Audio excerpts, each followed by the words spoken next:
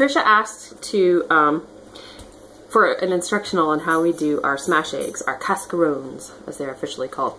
So the boys and I are here this morning, say hi boys, to show you how it's done. And I'm going to hand the camera over to them and let them film the process while I walk you through it.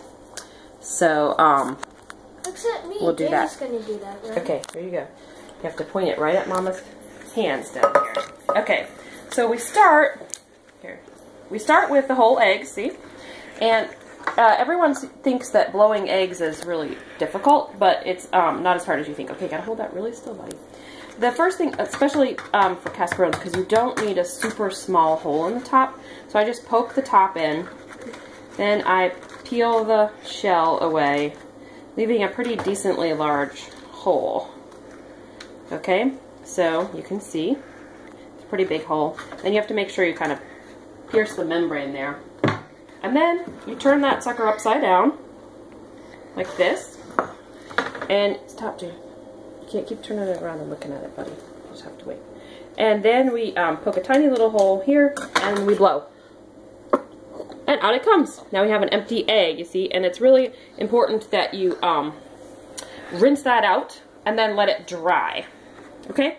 And after it's dry, you can see over here, you just put a whole bunch back in the, let go buddy, I'm going to take it here, back in the case, in the egg case.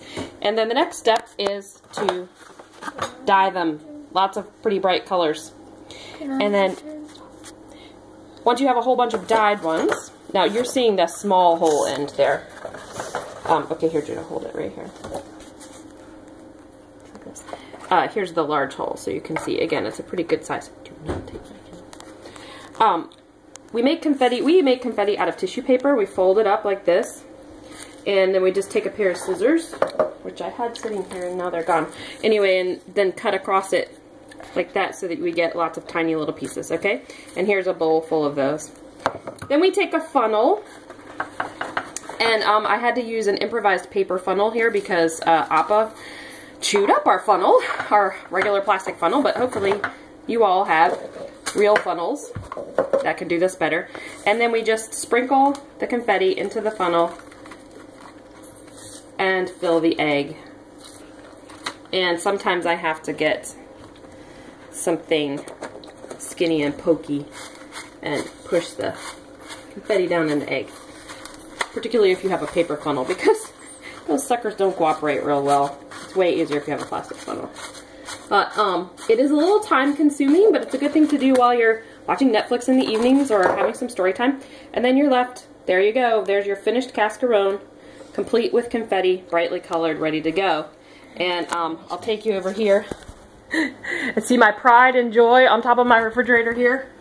I have working on 10 dozen of those suckers. And for our get-togethers on Easter, we have about 25 to 35 people every year, and we do about 12 to 15 dozen cascaronnes. More if we have more kids. So the more kids you have, the more cascaronnes you need. Have fun!